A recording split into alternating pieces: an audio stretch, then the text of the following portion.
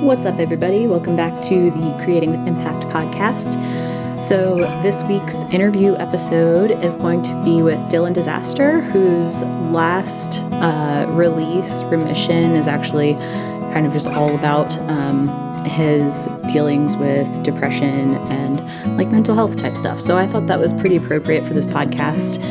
He is from LA, currently playing in Austin, Texas. So for any of you guys who are in Austin, definitely keep an eye out. I will go ahead and link his socials and all that good stuff in the episode show notes. So be sure to check that out after the show as well. Without further ado, let's get into this week's episode. Are you searching for a natural way to find peace, focus, and balance in your busy life? Look no further than Monk Personal Essential Oil Diffusers. Whether you need to unwind after a long day, boost your energy, or simply find a moment of calm amidst the chaos, Monk has the perfect blend for you. Say goodbye to stress and embrace a more mindful approach to life. And as an added bonus, you can use code creatingwithimpact for 10% off. Your journey to a happier and healthier you starts now. Awesome. Well, thank you so much for doing this with me. It's super great to like kind of have like the local kind of music community to pull people from. So super excited. Happy to be here. I love talking about this kind of stuff. Awesome. Yes, I love to hear it. So I wanted to start kind of by talking a little bit about your background, kind of like what got you into like music and songwriting, and like who are some of your inspirations and stuff like that. Sure. Okay. Um, I started playing guitar when I was I don't know, 12 years old or something. And usually when people ask me this question, my default answer is like music's kind of been present in my life before I was even like around, before I was born. Um, and it's because my father is a deadhead through and through. Uh, and all of his buddies play acoustic guitar, and they all there's actually photos of me at like the age of 3 playing acoustic guitar with my dad and his buddies. Oh, Um, that's awesome. my mother is a fan of rock and roll and disco and pop. She loves any kind of music. My mom just loves it. And her brother played acoustic guitar too. So it was kind of always just present in my life before I was really even aware of it. And then when I was like 11 or 12, I was kind of I was into backyard wrestling more than like anything else. Well, maybe it was a little earlier, I guess. I might have been like 10 or so. And my grandfather bought me acoustic guitar, but like I had broken it over a friend's head because we were wrestling. Amazing. Yeah. Yeah. And then eventually I got another guitar. I don't think I ever told him that.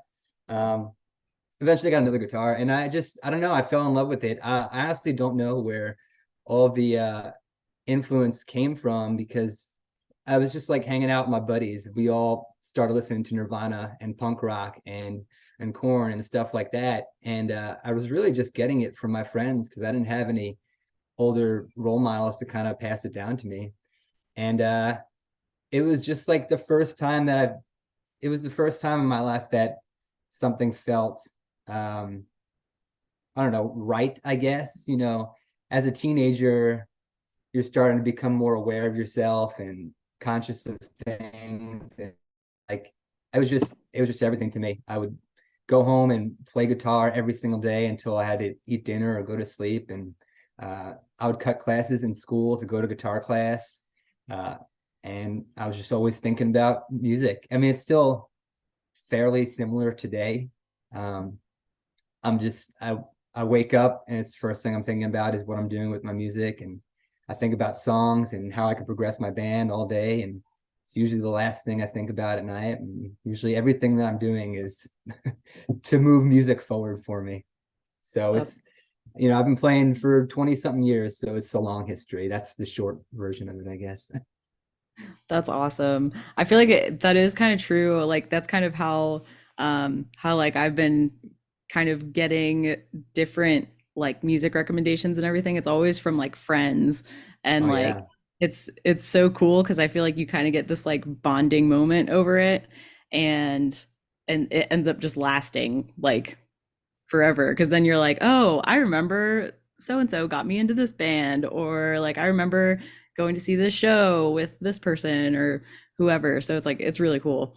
That's very Um, true. It's really bonding.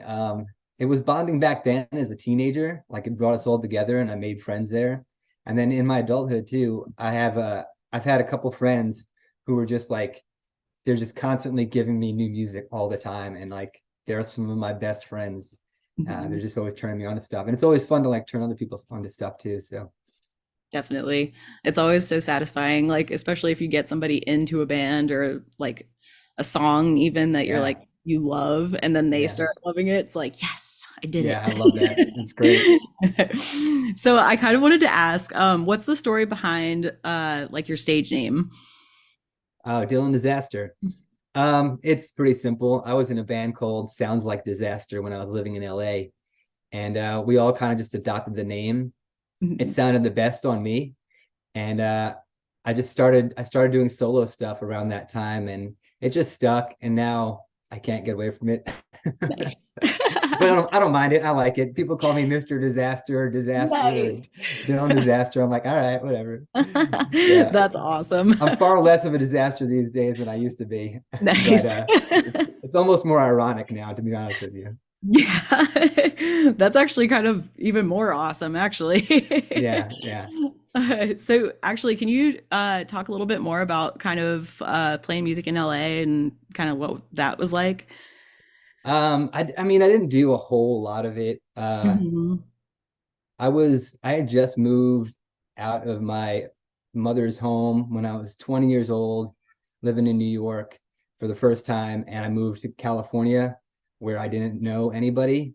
So I was like just learning how to be an adult and figure things out. Uh, I kind of like admire my younger self for doing it when I look back at it now because I'm like, that's pretty ballsy. I had like zero life skills. I had no clue how to survive, and apparently I survived.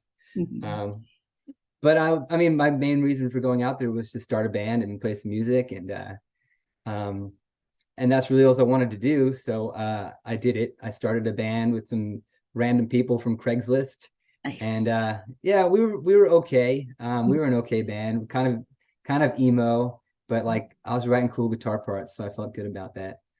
Uh, and then, but it was just kind of chaotic. The name was rather appropriate because I was like 21 years old, 22, and everybody else in the band was about the same age. We were all just running wild in Hollywood, and it just there was no it was not sustainable. And Mhm. I think because I was so on my own for the first time and like learning how to be a human, um, I think partying was a little more important to me at the moment. I mean, music was more important always, but like I just didn't know how to balance it. Mhm.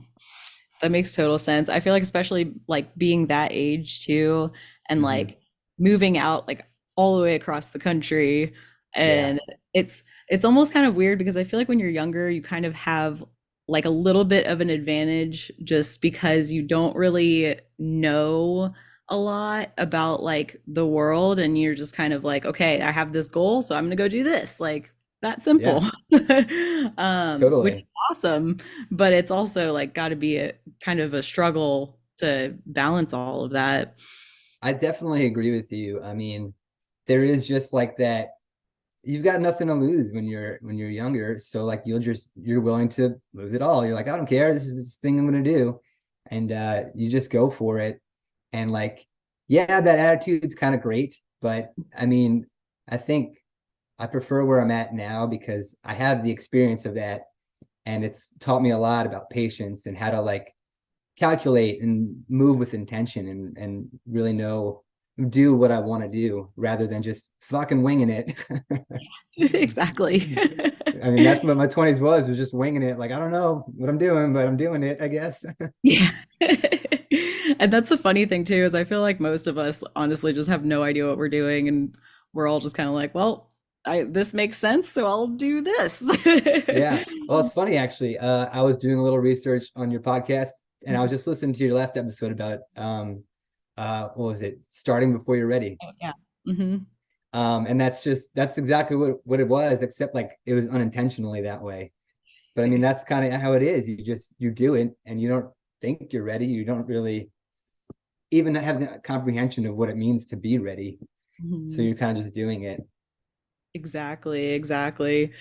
So with all of that kind of experience that you had like in your 20s and especially like early 20s, just jumping out there and kind of just doing it, is that kind of some of what kind of led you to focus more on like mental health and wellness and like self-development and that kind of thing? And you mentioned sobriety too, so I wanted to see if you wanted to talk a little bit more about that.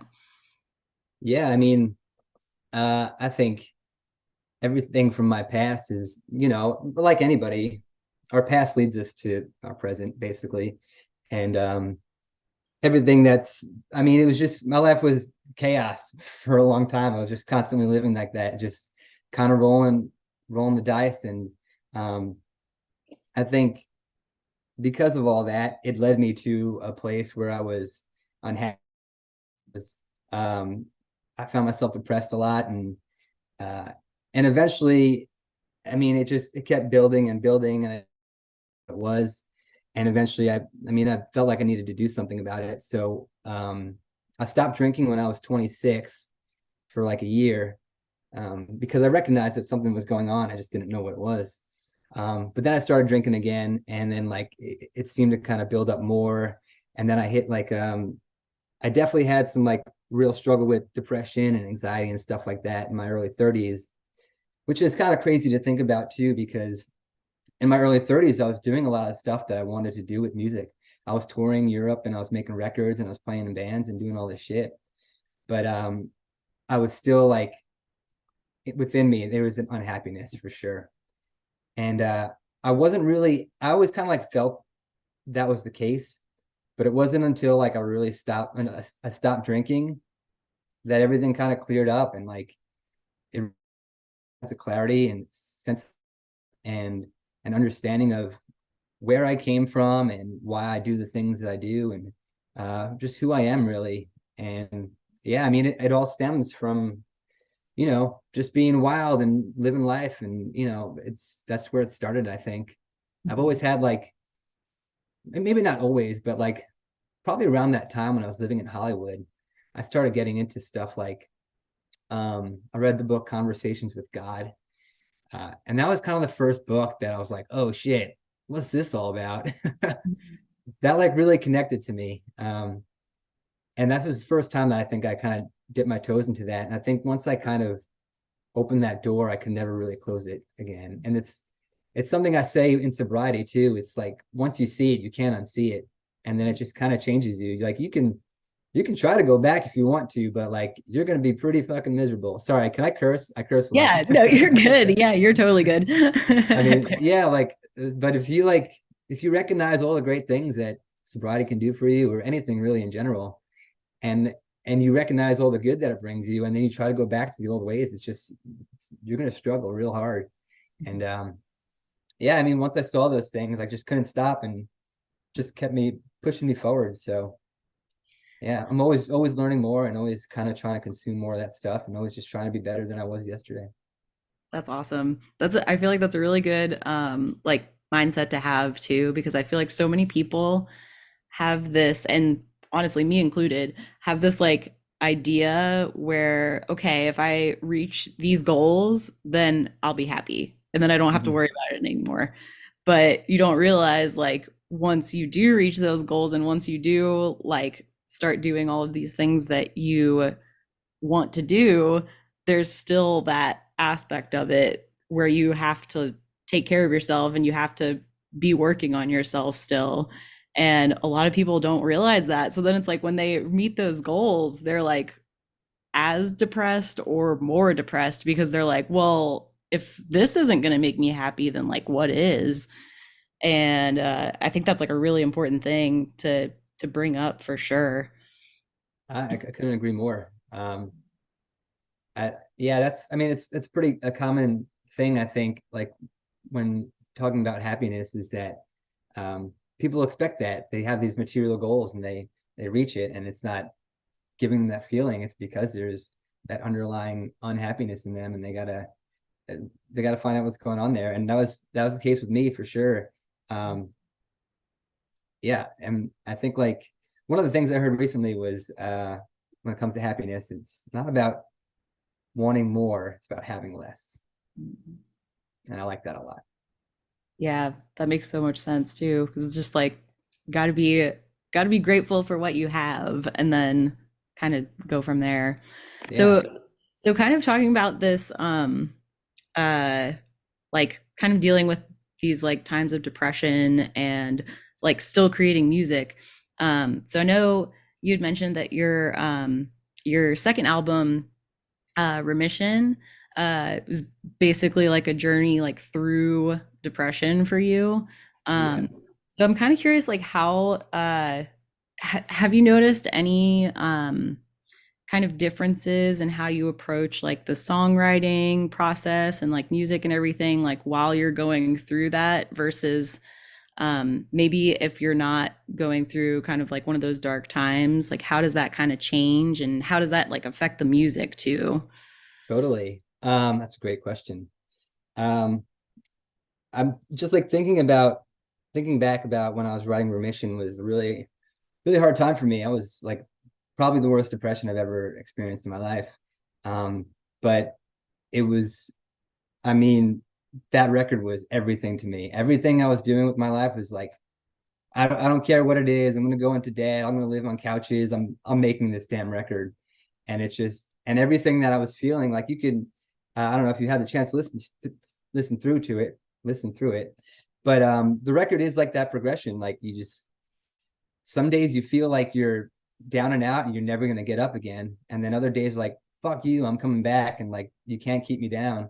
And that's the whole record, just ebbs and flows, and it feels like you go through exactly what I went through. I wrote it over like maybe 3 years, and even like the songs, the way they're placed on the record, they ebb and flow the same way. Um, and it was different then because, like I said, it was everything that I had. It was the only thing that I had that I was holding on to, and it got me through. And then I was super proud of this record that I made, and I was unwilling to compromise on how it sounded and how it looked. And it was the first time that I'd done something like that for myself.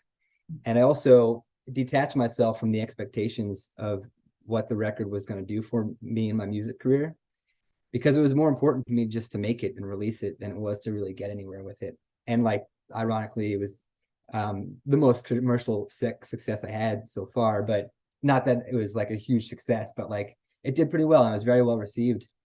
And people that really like that record, they resonate with it. Like, that record is really badass. Like, it helped me through some hard times. And that's, I write music because I love to write music, but when people tell me shit like that, it's kind of what it's all about.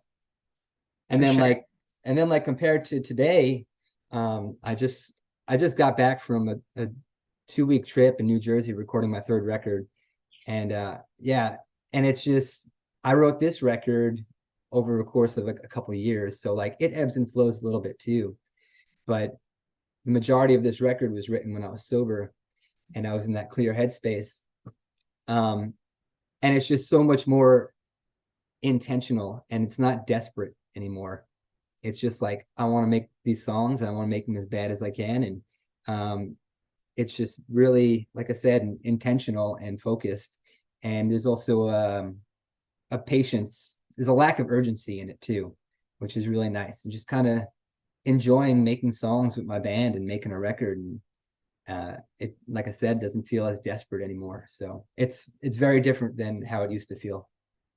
That's really cool. And it sounds like both of them have like this level of kind of like authenticity to them that I feel like people can definitely connect to.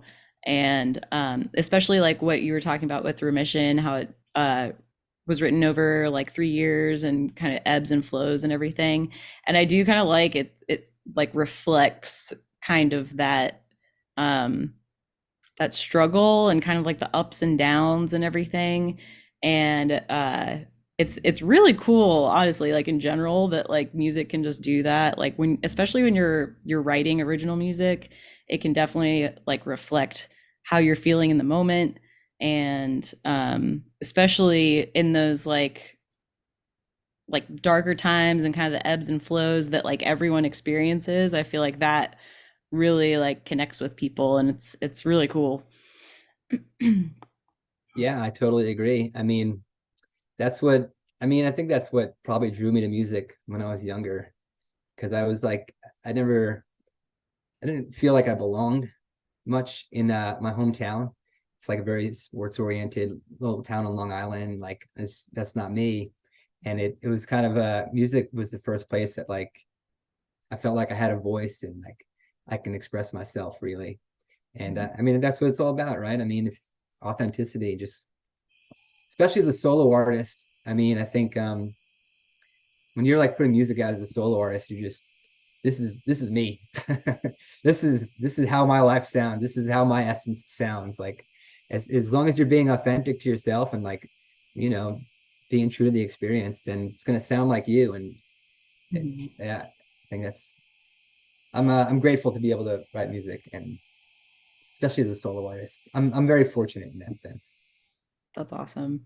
Yeah. So, so kind of talking as like a solo artist, and also since you've had like experience playing in bands, like what kind of differences do you notice, kind of just in the whole process? I was going to ask about just like the songwriting process, but just the whole process of like songwriting, recording, like playing music.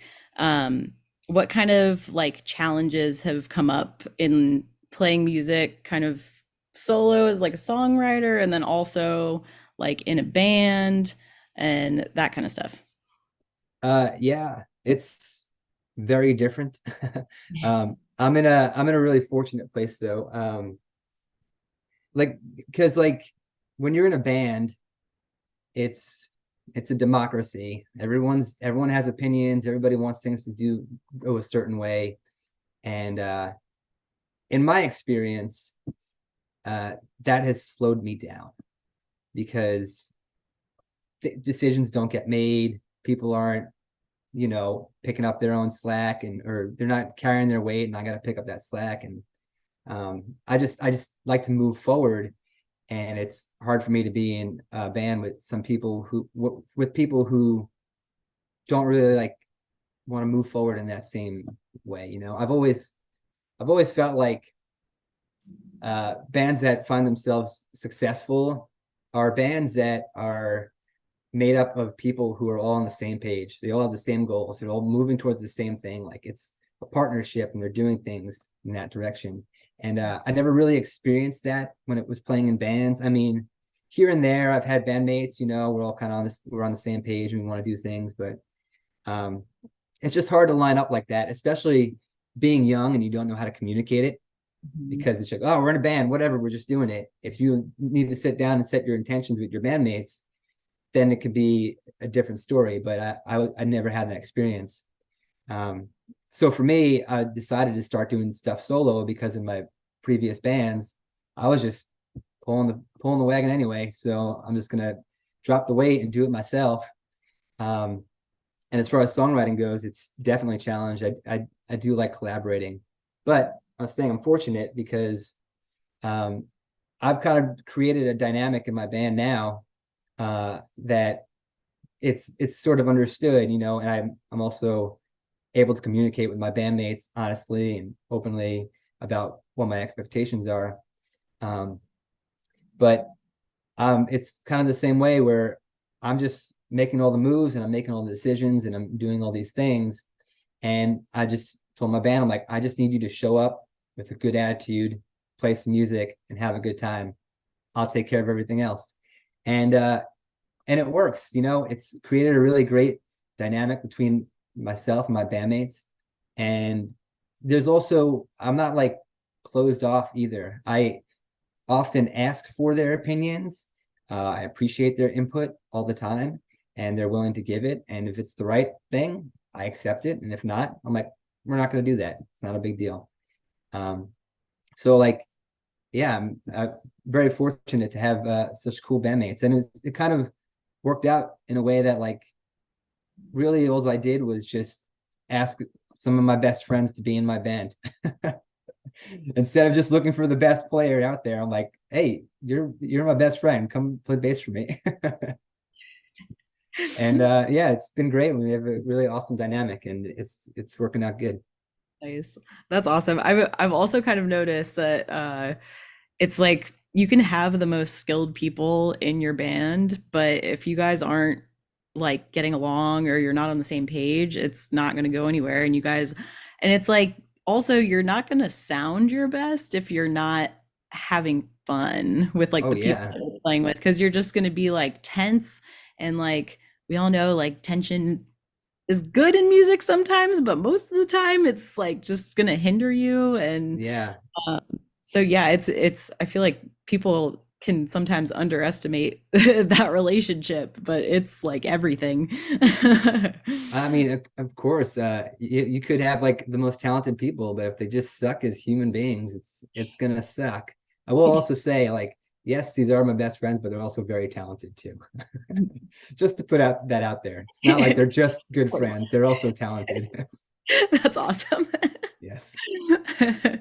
um so kind of going back to the whole like finding balance thing, I guess how how have you kind of learned to find balance between kind of taking care of like yourself and like your relationships, but also like dealing with the demands of like building your career in music and just like making sure that you're like getting music out and like planning stuff and doing all of the things that Oh yeah. come with that.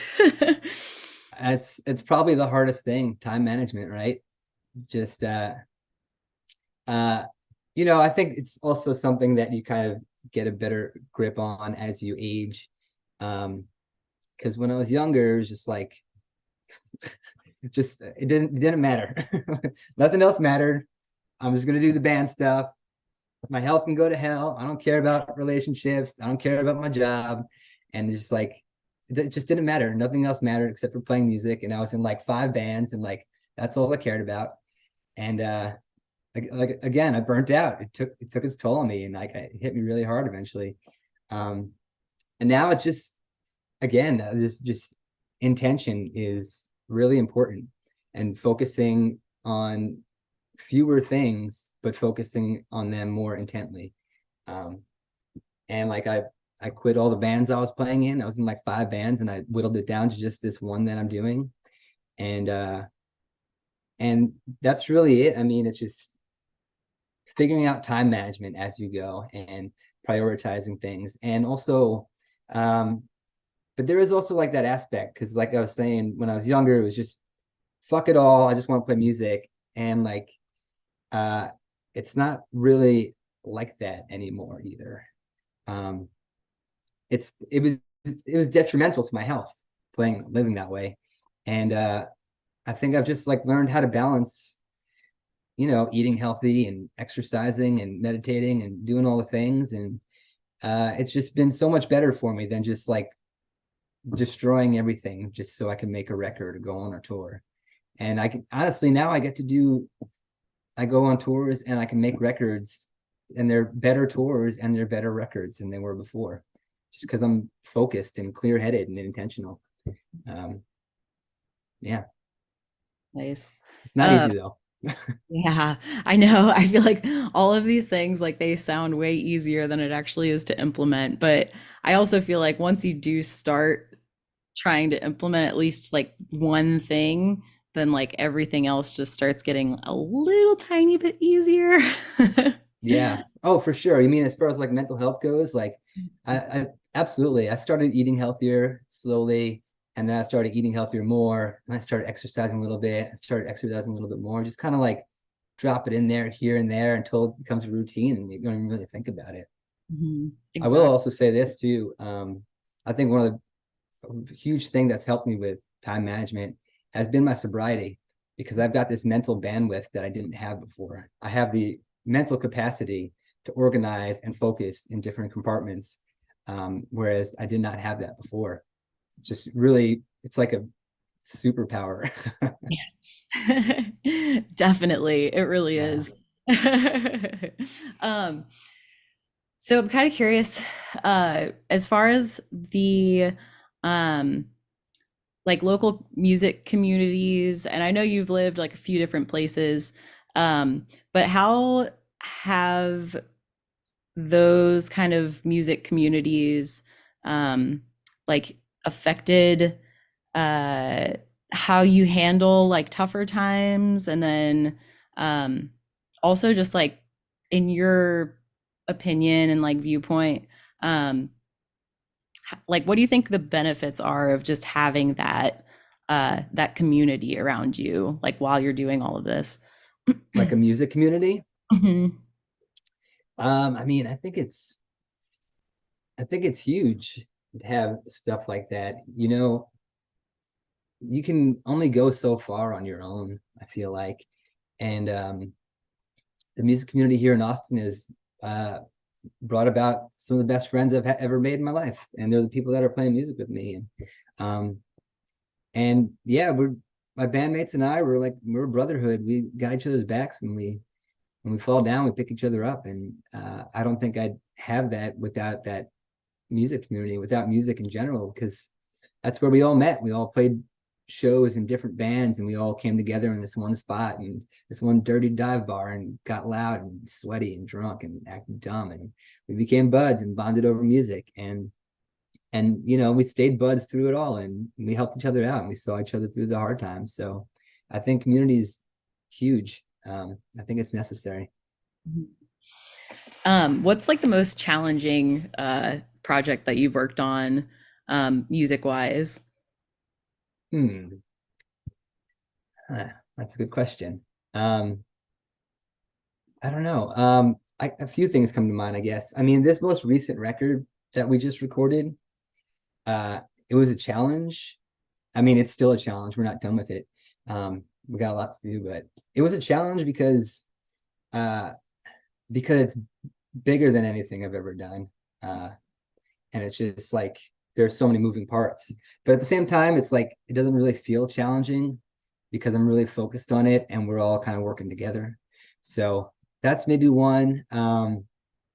Remission was a challenge too, because I mean, it was my mental health was just wavering. So it was difficult for me to like move through it and make things happen. And like so much self-doubt and like uncertainty throughout that whole process.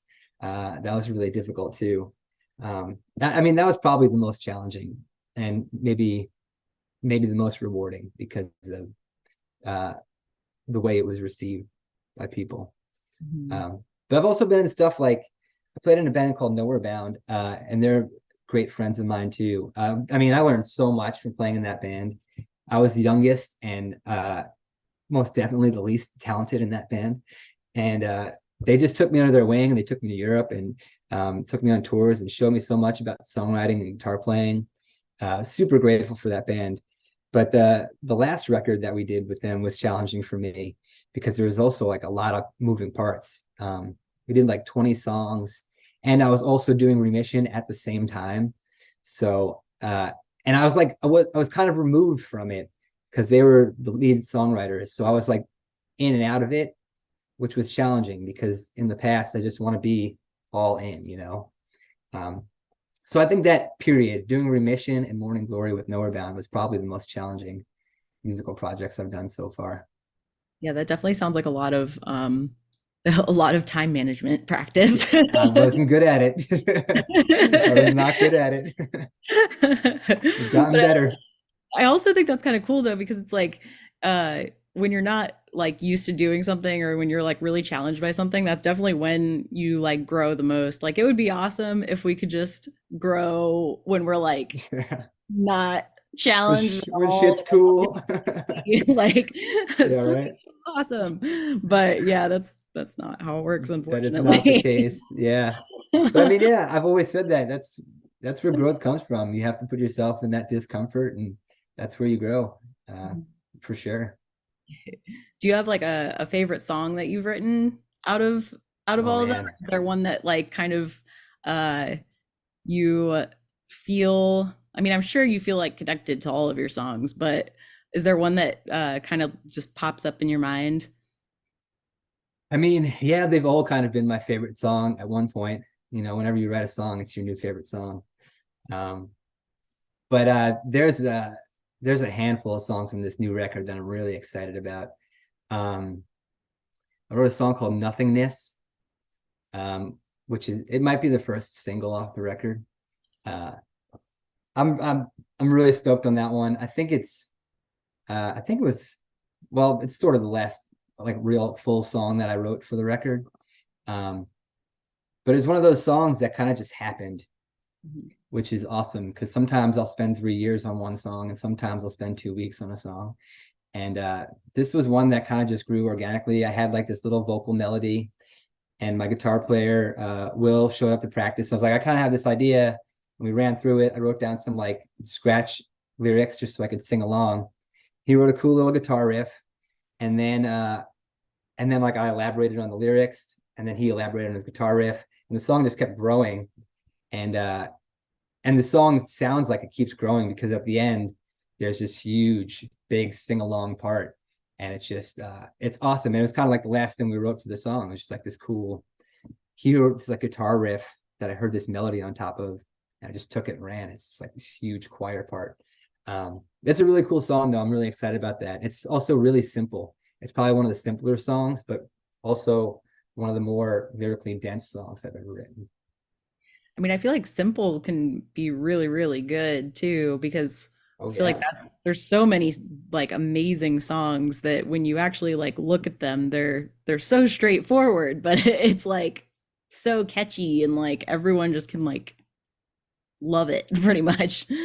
Yeah, I've fallen in love with that idea. Yeah. I used to write fairly complicated stuff when I was more of a guitar player because I just wanted to write cool guitar riffs. Um, but then when I started getting to like songwriting and being a solo artist, I fell in love with the idea of simplicity. And it was from this song, I'm on Fire, Bruce Springsteen. It's like the simplest, nothing to it song ever, but it's such a cool song. I'm like, oh, there's almost nothing going on in this song, and it's so rad. And I'm always kind of like trying to make songs like that. But then I like that song Nothingness was simple like that. It was supposed to be like a four chord song and like one verse and chorus or something, and it just expanded to this like 4 minute long song. I'm like, damn it. It That's happens all the time. I'm like, I wanted this nice simple song, and then all this cool shit comes out of it. I'm like, well, I guess it's bigger than that, which is fine. You gotta let it happen, right? awesome. Yeah. Yeah. That's so Okay. awesome too. Like especially when you're kind of like bouncing ideas off of like another person too. It's like you just kind of like build on each other, which is Yeah. so cool. Yeah, it's really cool. Like I said, with my band, I'm a solo artist, so like I write all the songs, but I can throw these ideas to my dudes, and they'll come up with cool ideas for backup vocals and guitar parts and like all kinds of stuff. So I think I have a unique experience and dynamic as far as a solo artist goes. Yeah, I that's think I super. got a unique sound too for it. I think Yeah, that shows. that's super awesome. So with that, with this like newest album, do you guys have like a release date for it yet, or is that still kind of in the works? It's still in the works. We got to do a little more tracking over the next 2 weeks, and just getting a record on vinyl takes a long time. Um, but the plan is springtime 2024 is when I like to release it. Nice. Coming up. It'll be Yeah, here before you know it. yeah, I can't wait. That'll be so sick. Um, so I'm kind of finishing up here, but so besides like the new album, do you have any like shows coming up or like for socials, like where can listeners find you, all that good stuff? Where can they Uh, find your music? yeah, I don't have any shows coming up. We've been taking some time off so we can kind of concentrate on making the record. Um, we do have we're going to be doing a lot of touring next year though, so keep an eye out for that. Social media at Dylan Disaster or Dylan Disaster and the Revelry is the full band. And all my music is pretty easy to find. iTunes, Spotify, Amazon Music, whatever, YouTube Music. Just search Dylan Disaster and I'm there. Awesome. Well, Yeah. sweet. Thank you so much for doing this. I Yeah, really, really enjoyed this conversation. I'm likewise. definitely Thank you gonna for having be, me. yeah, of course. I'm definitely going to be keeping an eye out for you guys in the future. Cool. Right Awesome. on. I gotta, if you're looking for more recommendations for people for your podcast, I got some people I can send your way. Oh, for sure. I'm very, very down. I'm like kind of right now I'm kind of in the process of just basically stacking interviews Yeah, and yeah.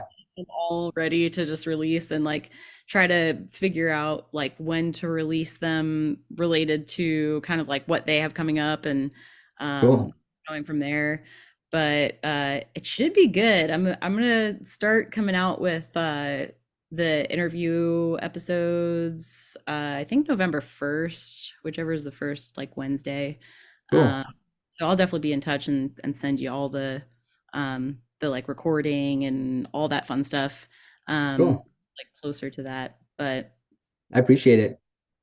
yeah, I appreciate you. Thank you again for coming on here. Yeah, no problem. It's a pleasure. Sweet. I love Yeah. having these kinds of conversations. Yeah, definitely. Sweet. Well, we'll stay in touch for sure. But yeah. All right, cool. Have a All good right. night. Thanks. As always, you can find me at creatingwithimpact.com or on Instagram at creatingwithimpactpod. You can also check out Creating with Impact on Patreon at patreon.com/creatingwithimpact, where you can become a subscriber and get all sorts of extra content and resources. 10% of all of our Patreon proceeds benefit Mental Health America, which advances the mental health and well-being of all people living in the U.S. through public education, research, advocacy and public policy, and direct service. Leave a 5-star review wherever you listen to this podcast or join our Patreon, and we'll give you a personal shout out on the show. As always, if you have any stories or successes you'd like to share, or if you'd just like to get in on the conversation, you can email creatingwithimpactpod@gmail.com.